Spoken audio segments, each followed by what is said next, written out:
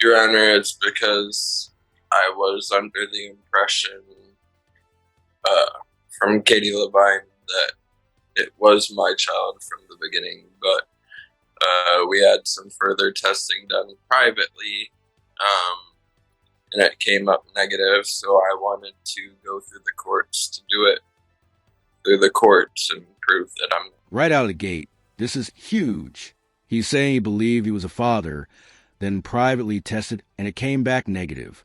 But here's the key legal twist. Private DNA tests don't automatically change your legal status.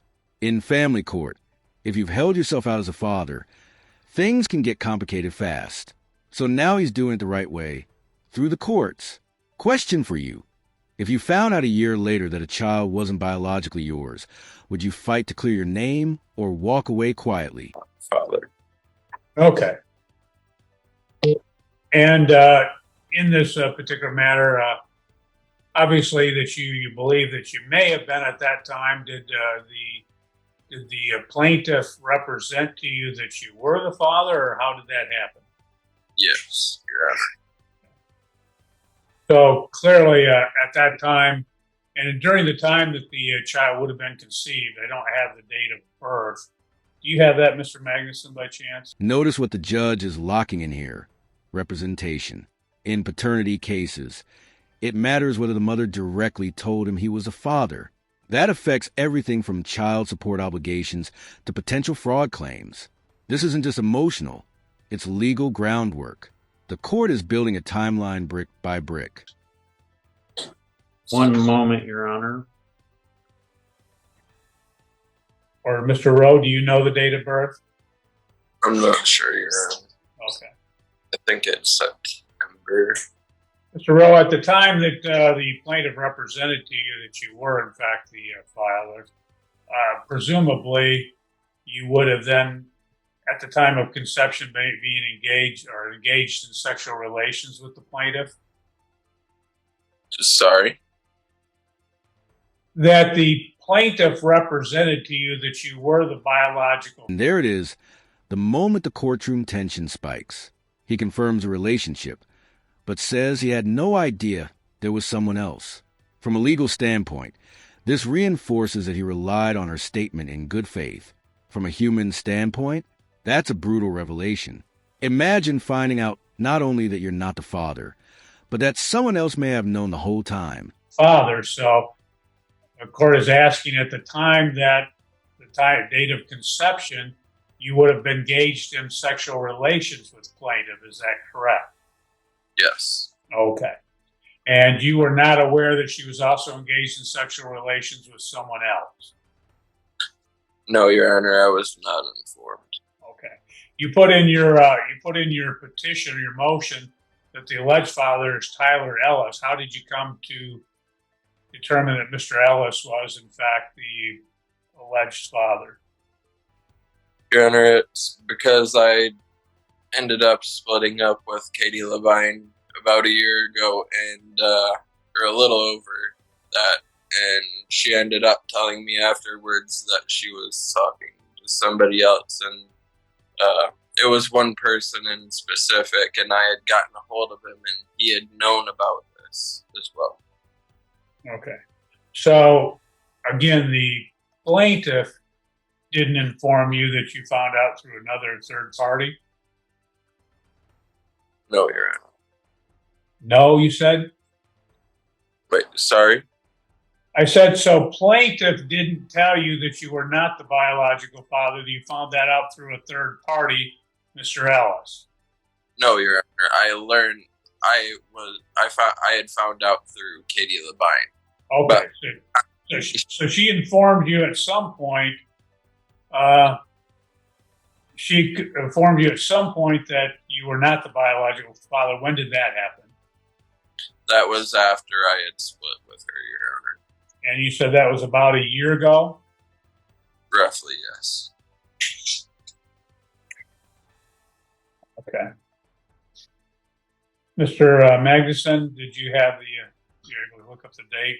I do have the conception. We have in our records the conception occurred on or about December of 2020. Okay.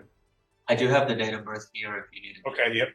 September 23rd of 21, 9/23/21. Okay. Dates matter a lot. Conception, December 2020. Birth, September 2021. The timeline aligns biologically, which means at the time his belief would have made sense. Courts look at windows of conception very carefully in paternity disputes. This is a quiet, technical part of the case, but it's what makes or breaks credibility. Good.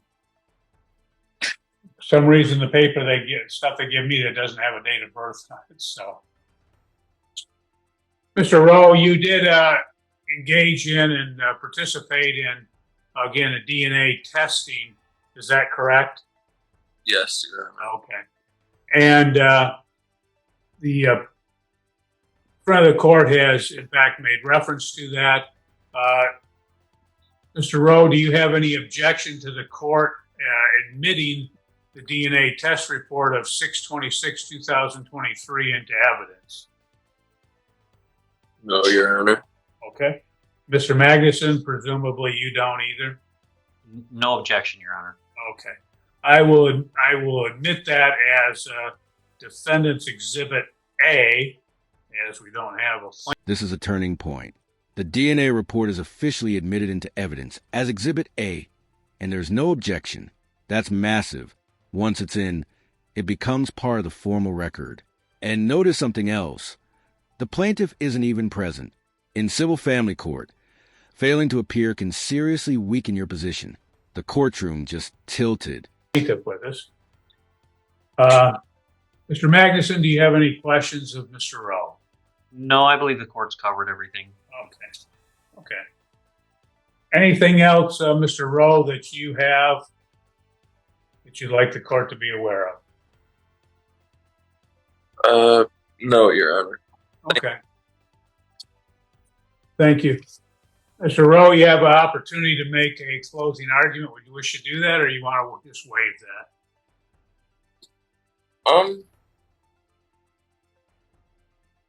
I would like to make a statement. Okay, go ahead. I did get a call from, I think it was DHS or CPS, just a couple weeks ago, and somebody from there had stated that both of her children were taken away because of her being an unfit parent.